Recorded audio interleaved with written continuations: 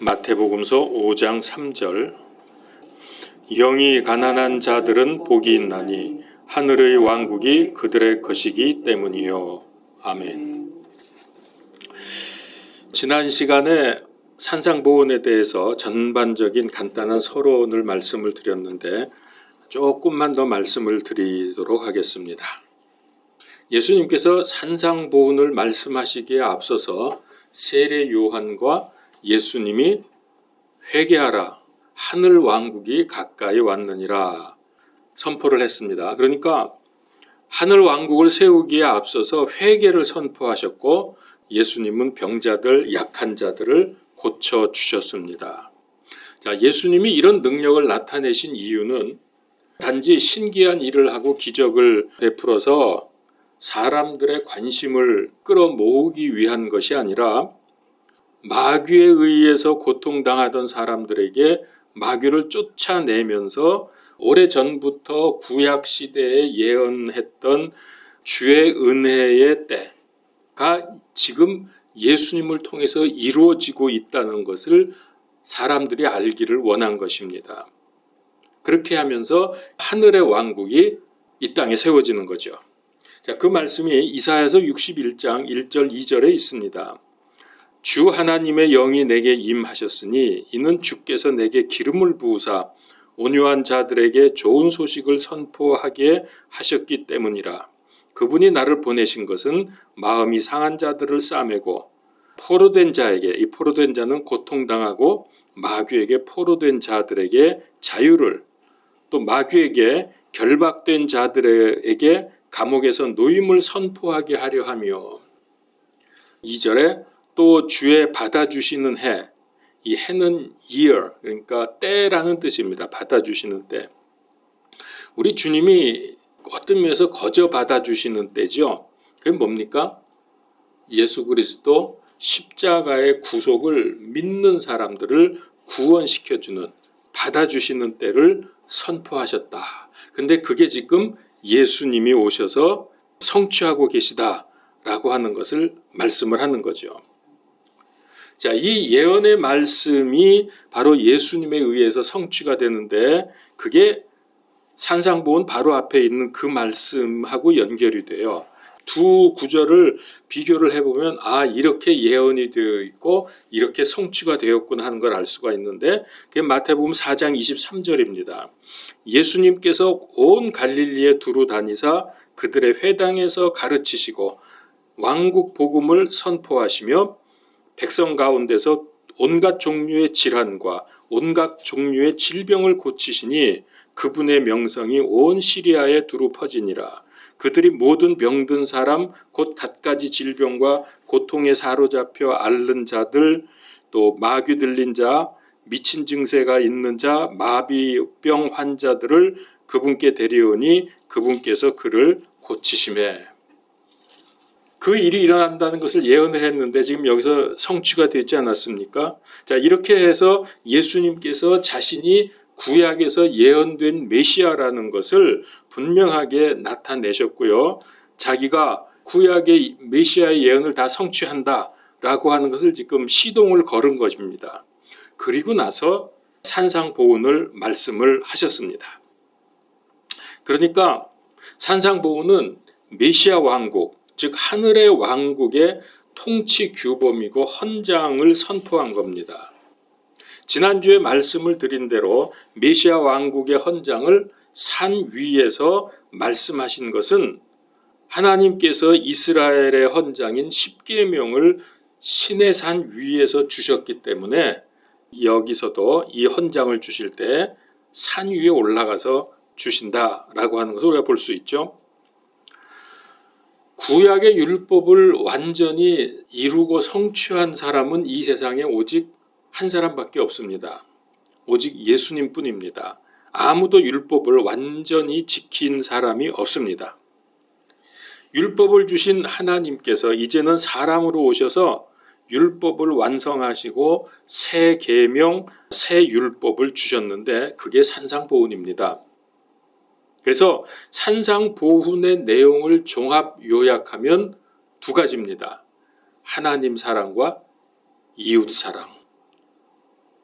여기서 알 수 있는 거는 구약의 율법이나 신약의 새 계명, 구약의 십계명이나 산상보훈, 구약 시대나 신약 시대나 하늘 왕국, 즉 메시아 왕국 시대나 다 똑같습니다. 하나님을 사랑하고 이웃을 사랑하는 사람은 이 모든 율법이나 혹은 복음의 내용이나 산상보훈이나 다 지키게 된다는 거예요. 이게 참 놀라운 내용인데요. 그러니까 하나님을 사랑하고 이웃 사랑하는 사람은 다 지키는 거예요. 율법도 지키는 거고 복음의 내용도 지키는 거고 산상보훈도 지키는 거고. 놀랍죠? 이게 이렇게 중요합니다. 근데 이게 그렇다고 하는 것을 분명히 예수님이 말씀을 하셨습니다. 마태복음서 22장 37절에서 40절입니다. 예수님께서 그에게 이르시되 너는 내 마음을 다하고 혼을 다하고 생각을 다하여 주 내 하나님을 사랑하라. 이것이 첫째가는 큰 명령이요 둘째 명령은 그것과 같은 것으로서 너는 내 이웃을 내 자신과 같이 사랑하라 이니라. 모든 율법과 대언자의 글이 이 두 명령에 매달려 있느니라. 이 둘이면 다 끝난다는 거예요. 하나님 사랑과 이웃 사랑. 그런데 이 두 가지 명령을 근본적으로 다시 생각을 해보면 한 가지죠. 사랑입니다. 사랑. 사랑의 삶을 사는 것. 사랑에서 모든 게 다 나옵니다. 이제 이거를 우리가 좀 잘 이해를 해야 됩니다. 특별히 그리스도인들의 덕목으로서 중요하게 말하는 것들이 뭐가 있습니까? 그런 단어들을 한번 생각해 보세요. 그리스도인이 어떻게 살아야 되는가 하는 거. 봉사, 충성, 헌신, 구제, 전도, 선교 이런 것들. 이 모든 게 사랑하기 때문에 가능하다는 거예요. 만약에 이런 걸 하기는 해요. 봉사, 충성, 헌신, 구제, 전도, 선교 하긴 하는데 사랑에 의해서 하지 않는다면 아무리 열심히 해도 사람들에게는 칭찬을 받을지 모르나 하나님 앞에서는 의미가 없어집니다. 이걸 꼭 기억을 해야 됩니다. 그래서 이 모든 것들이 사랑의 근거에서 나와야 되고 사랑하면 하게 된다는 거예요. 그래서 이게 율법과 복음과 산상보훈의 완성이라는 거죠. 자, 여기까지 이해가 되셔야 합니다. 자, 이게 이제 되면은 성경이 이렇게 싹 보이기 시작할 겁니다. 아, 성경이 바로 이거구나. 구약, 신약 다 이 내용으로 요약이 되잖아요. 그러니까 성경이 뭐예요? 하나님 사랑하고 이웃 사랑하라는 거예요.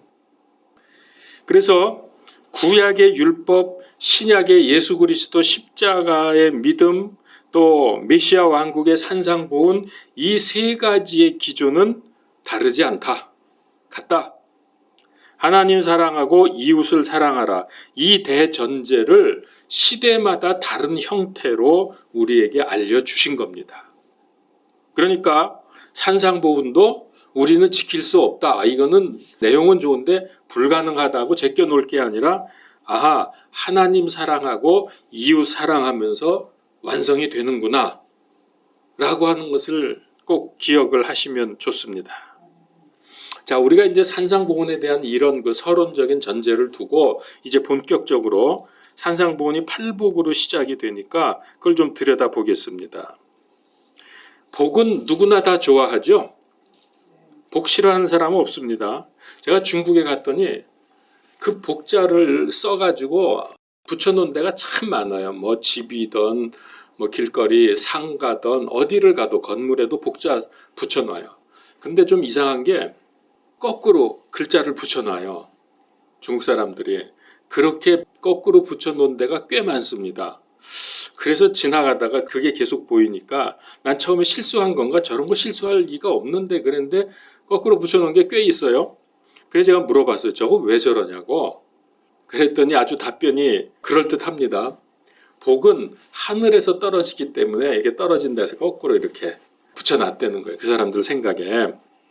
제가 그 말을 들었을 때 저 사람들이 과연 하늘의 하나님께서 복을 주신다고 생각해서 그렇게 한 것은 아니겠지만 좀 기특하다 하는 생각을 했어요. 어쨌든 하늘에서 내려온다. 그래서 거꾸로 떨어지는 것을 이제 그렇게 표현을 했다는 겁니다.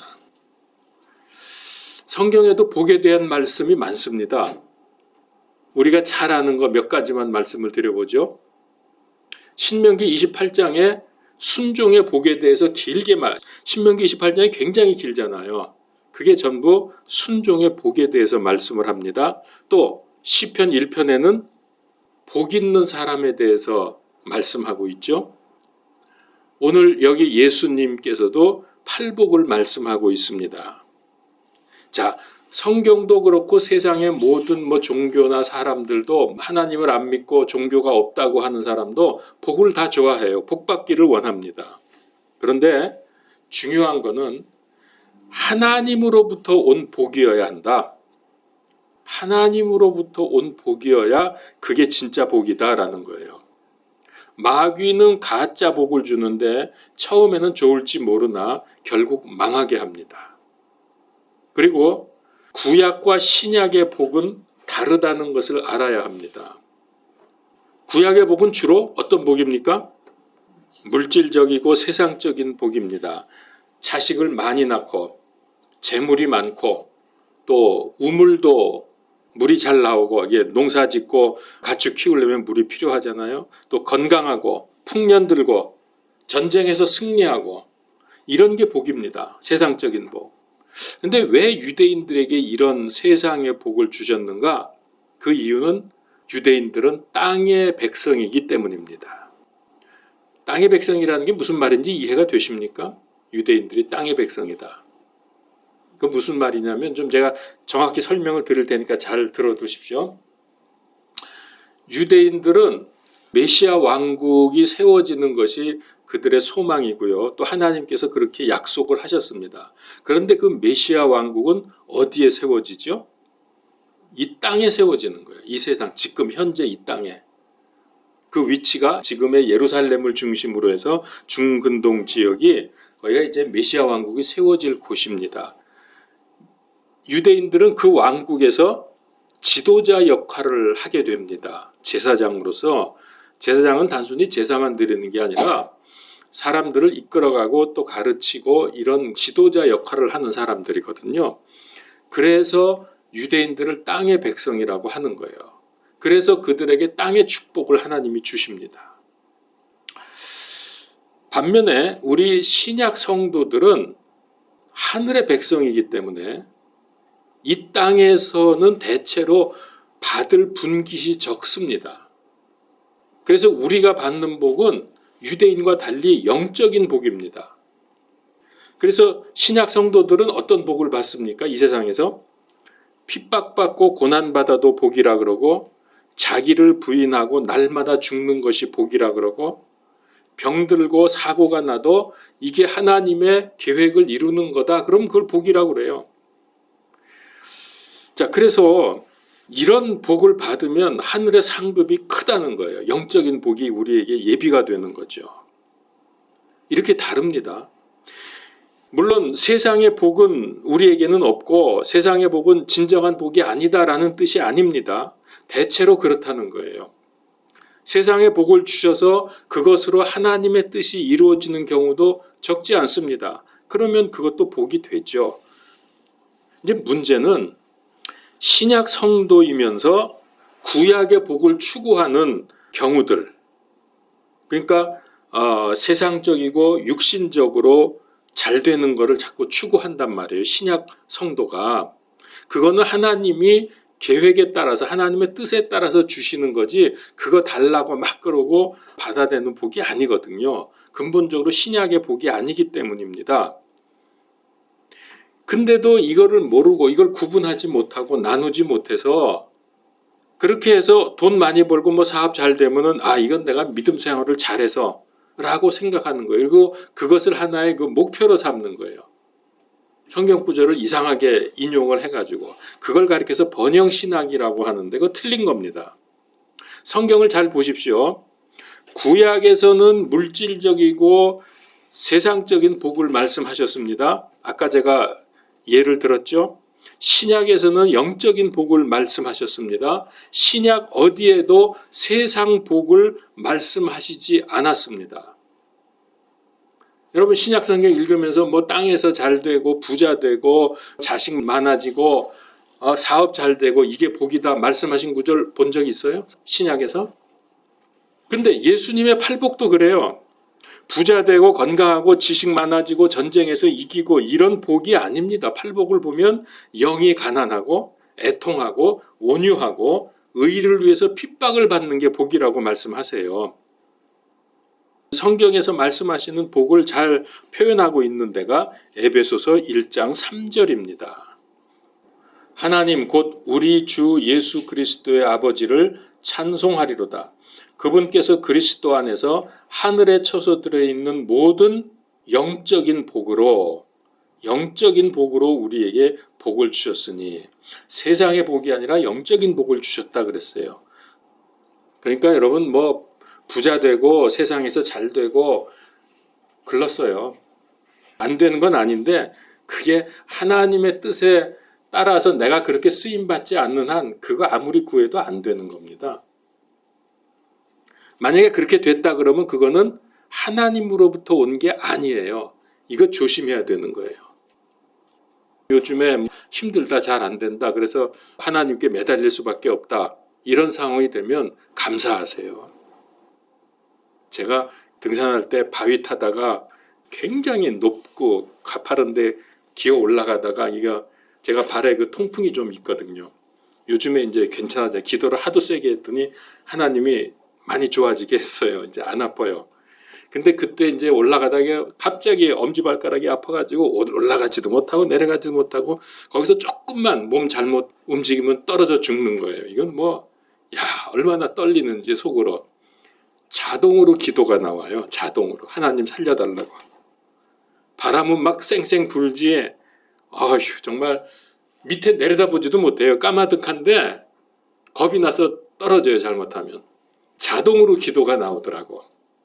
여러분 그런 거예요. 사람은 위태하고 어렵다 고통스럽다 그러면 자동으로 기도하게 되어 있는데 그게 여러분 하나님이 나를 모르시는 게 아니고 내 기도를 안 들으시는 게 아니고 그게 응답입니다.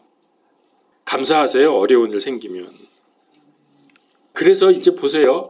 영어로 복을 blessing이라고 그럽니다. blessing. 근데 이 블레싱이라는 말이 어디서 온 말이냐면 블러드가 뭐죠? 피라는 말. 피에서 복이 왔어요. 여러분 이게 이해가 됩니까? 무슨 피라는 말이 거기서 복이라는 말이 생겼어? 이거는 이제 제가 잘 생각을 해봤어요. 왜 피라는 말이 복이라는 말로 이렇게 바뀌었을까? 우리는 성경적으로 이해하면 참 은혜가 되더라고요.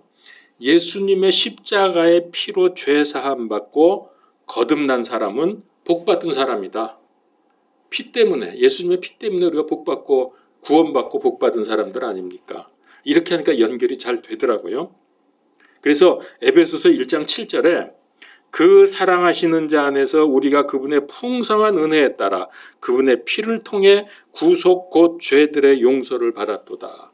그분의 피를 통해서 복을 받은 거예요.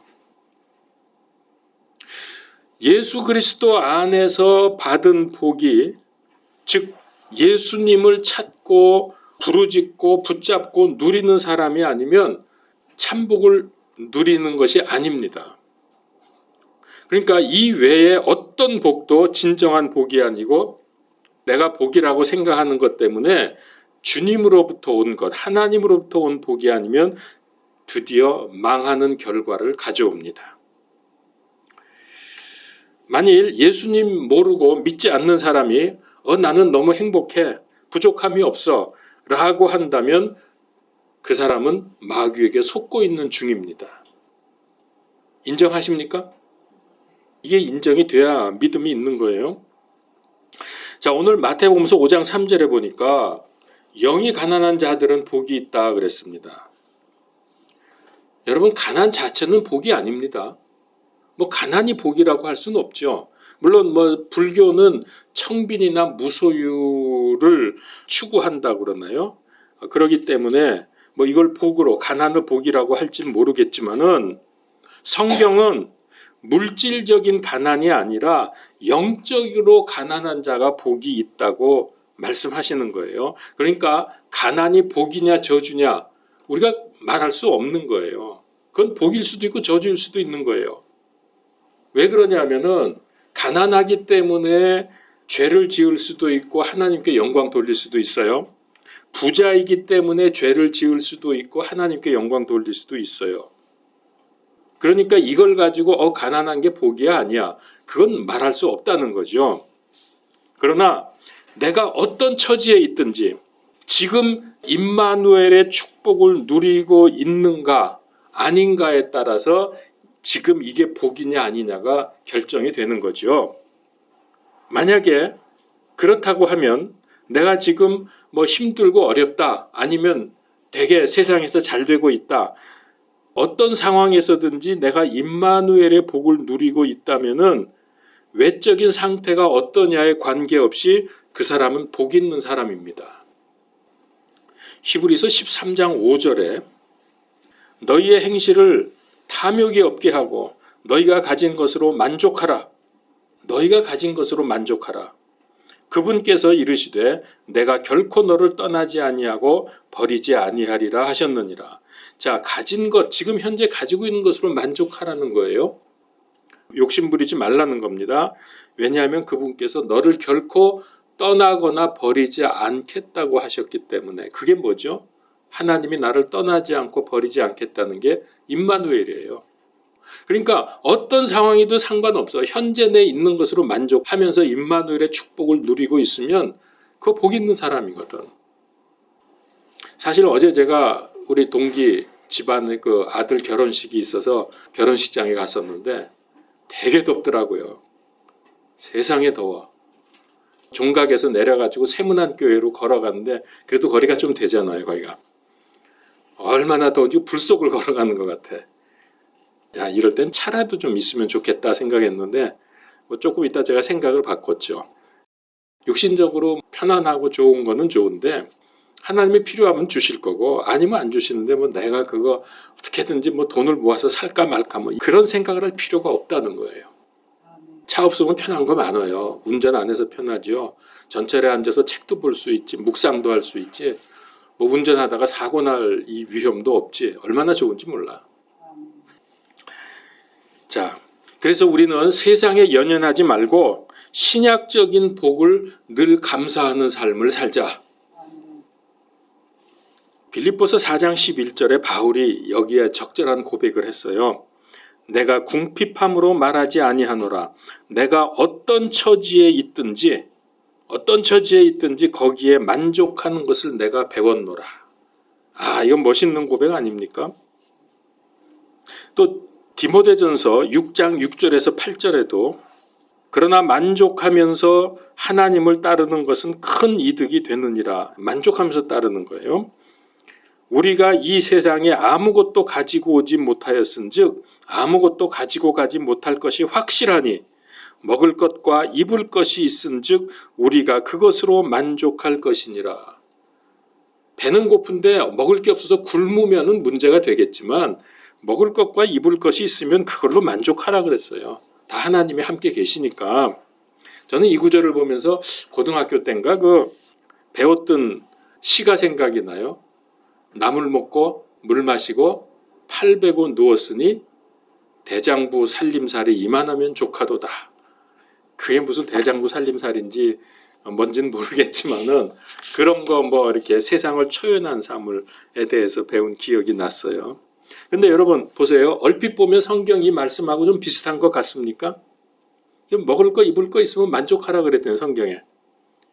근데 조금만 따지고 들어가면 근본적으로 다른 얘기입니다. 자, 이런 삶을, 초연한 삶을 하나님 안에서 사느냐 밖에서 사느냐 이 차이는 아주 근본적으로 다른 겁니다. 자, 그러면 이제 우리가 이런 것을 생각을 하면서 영이 가난하다는 뜻이 무엇인가 하는 것을 이제 집중적으로 봅시다. 영이 가난하지 않으면 하나님으로부터 도움을 받지 못합니다. 사람은 영과 혼과 육 세 부분으로 구성되어 있는데 영은 영적인 세계 하나님과 소통하는 부분입니다. 그렇죠? 영이 가난해서 부족할 때 하나님의 도움을 받을 수 있고 하나님의 역사하심을 구할 수 있는 겁니다. 주님은 우리를 부요하게 하기 위해서 오셨다고 말씀하셨어요. 이제 이 구절을 잘못 인용을 하면 그래서 부자 돼야 되는 거야 라고 생각하는데 그거 아닙니다. 자, 고린도후서 8장 9절에 보면 우리 주 예수 그리스도의 은혜를 너희가 알거니와 그분이 부요하셨으나 너희를 위하여 가난하게 되심은 자신의 가난으로 말미암아 너희를 부요하게 하려 하심이라.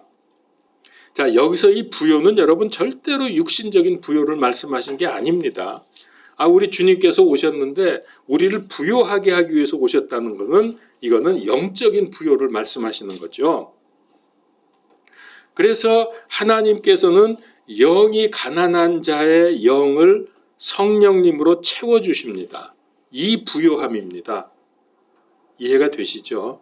돈 많이 버는 부요함, 세상에서 높은 지위에 올라가는 그런 부요가 아니라 영적인 부요, 즉 성령님으로 채워주시는 부요입니다. 그래서 영이 가난한 사람은 일단 복음을 잘 받아들입니다. 그리고 영적 세계의 원리, 영적 세계의 흐름을 잘 깨닫습니다. 영이 가난한 사람은 자기가 죄인임을 인정합니다. 사람마다 약점이 있죠. 사람에 따라서 어떤 부분을 건드리면 참지 못하고 분노합니다.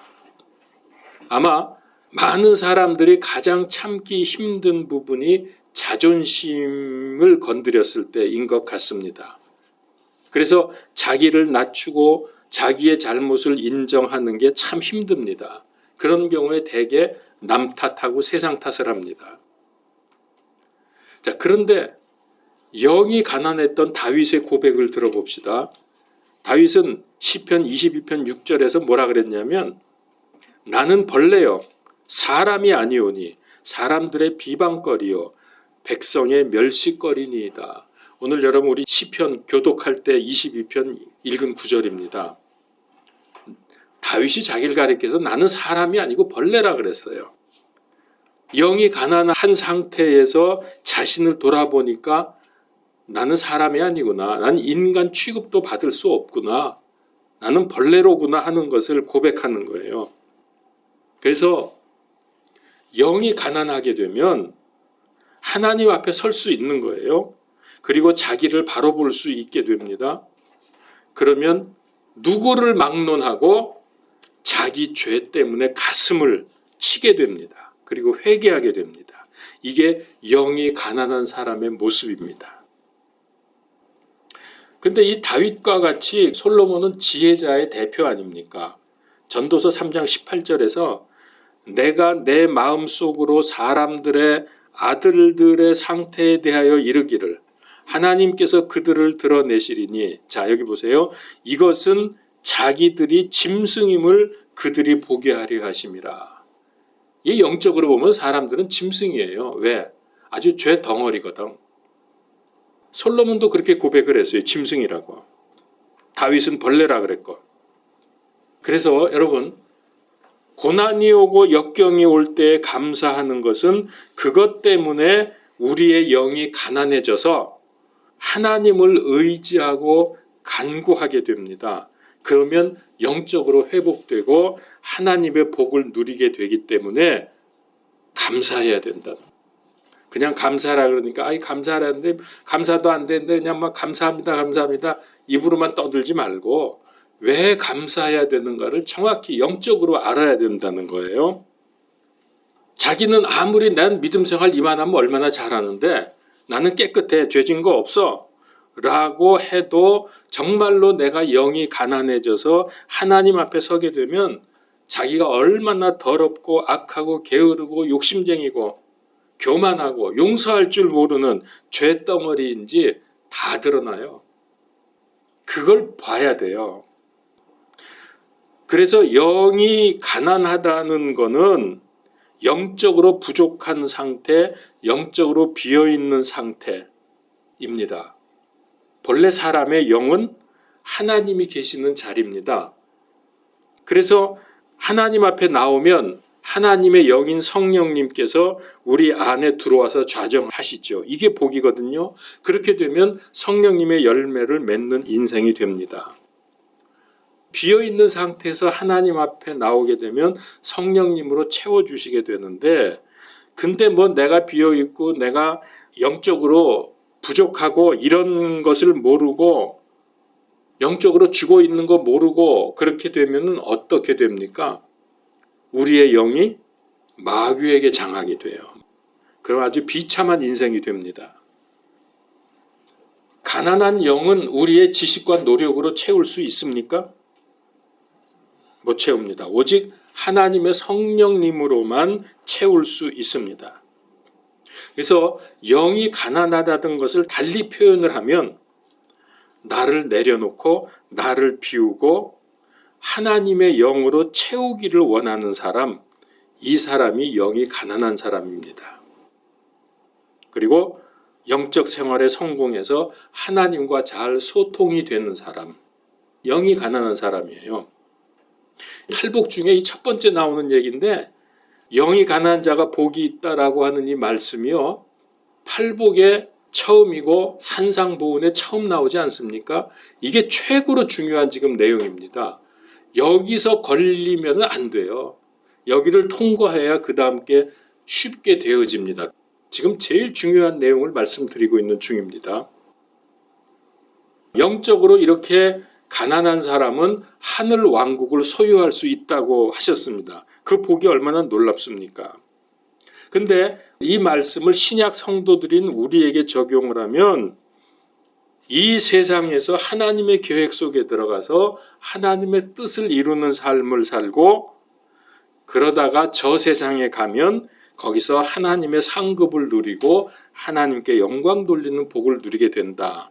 그러니까 이거는 본래적으로 땅의 백성들에게 하신 말씀이지만은 우리 신약 성도들, 하늘의 백성들에게 적용을 할 때는 이거를 하나님의 왕국으로 우리가 그렇게 볼 수 있다는 거죠. 그래서 이 땅에서는 하나님의 뜻을 이루고 저 세상에 가서는, 영적인 세상에 가서는 하나님의 상급과 큰 축복을 누린다. 이렇게 우리가 받아들일 수 있다는 거예요. 어떻게 되면? 영적으로 가난해지면. 어떻게 적용하는지 아시겠죠? 또 이거 다른 말로 하면 자기 포기라고도 할 수 있습니다. 자기 포기. 세상에 살지만 세상적인 것들을 포기할 때에 그 영이 가난해집니다. 세상에는 신뢰할 게 없습니다. 오직 하나님을 신뢰함으로 세상을 이길 수 있습니다. 자, 우리 성경 구절 한 구절 찾읍시다. 디모데전서 6장 17절. 이 세상에서 부유한 자들에게 명하여 그들이 마음을 높이지 말고 확실치 않은 재물을 신뢰하지도 말며 오직 살아계신 하나님 곧 우리에게 모든 것을 풍성히 주사 누리게 하시는 분을 신뢰하게 하라. 이게 복입니다. 이게 신약 성도들이 복을 누리는 방법입니다. 이 세상에 확실치 않은 재물 신뢰하지 말고 풍성하게, 모든 영적인 것을 풍성하게 주시는 하나님을 신뢰하십시오.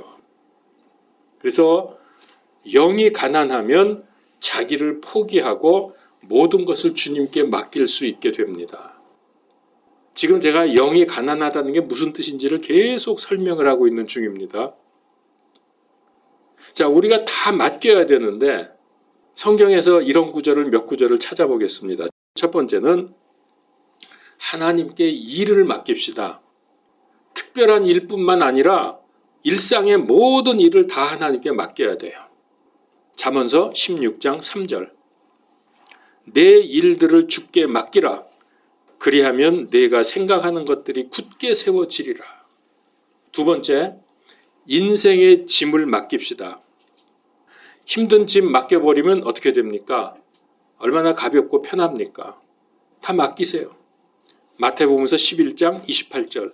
수고하고 무거운 짐진 모든 자들아 너희는 내게로 오라. 내가 너희에게 안식을 주리라.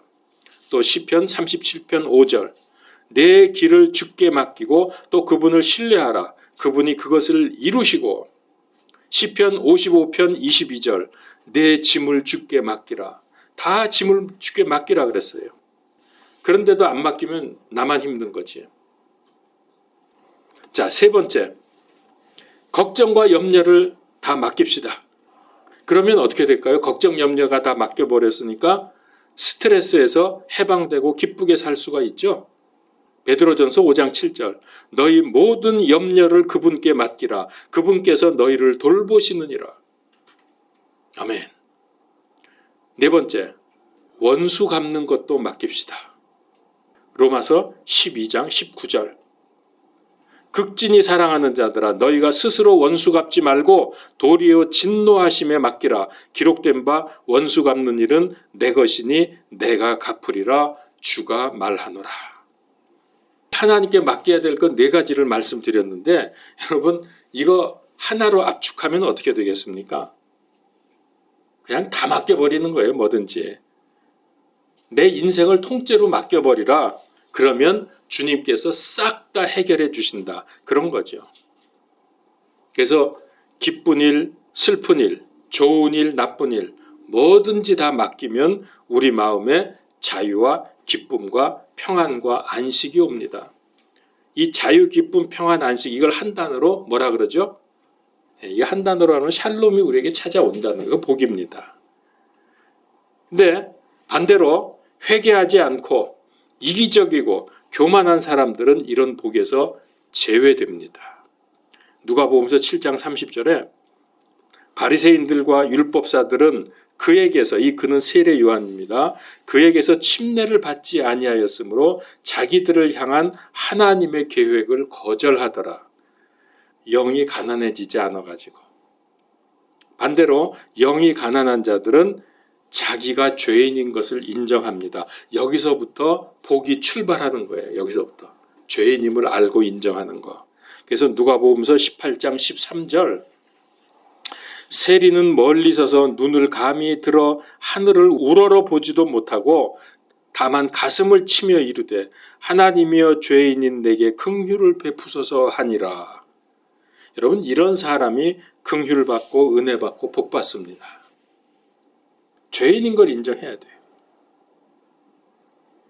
세상에서는 정치력, 군사력, 경제적으로 쟁취하지만 하나님의 왕국, 하늘 왕국은 나를 비우고 맡기고 엎드릴 때 얻게 됩니다. 정반대입니다. 자, 그러면 이제 여러분 두 구절을 찾읍시다. 이 구절은 뭐냐면 제가 지금까지 영이 가난한 것이 뭐냐를 이렇게 저렇게 설명을 쭉 해왔는데 영이 가난하다는 게 무엇이냐 하는 그 뜻을 잘 알려주는 성경 구절 두 구절입니다. 그걸 제가 말씀을 드리려고 합니다.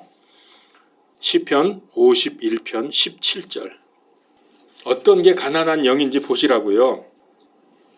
하나님께서 구하시는 희생물은 상한 영이라. 오 하나님이여 죄 때문에 상하고 통회하는 마음을 주께서 멸시하지 아니하시리이다. 어떤 상태가 영이 가난한 건지 아시겠습니까?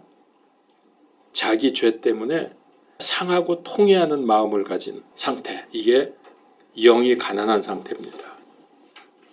또 한 구절 이사야서 57장 15절 높고 높으며 영원에 거주하고 이름이 거룩함인 이가 이같이 말하노라. 나는 높고 거룩한 곳에 거하며 또한 통회하고 겸손한 영을 지닌 자와 함께 거하나니. 하나님이 누구와 함께 거해요? 통회하고 겸손한 영을 지닌 자와 함께 거하나니 이것은 겸손한 자의 영을 소생시키며 통회하는 자들의 마음을 소생시키려 함이라. 이제 여러분 분명히 아시겠습니까? 영이 가난하다는 게 어떤 것인지. 마태복음 5장 3절을 펴세요. 오늘 본문 마태복음서 5장 3절. 자, 거길 보시면서 제가 하는 이제 말을 들어보세요.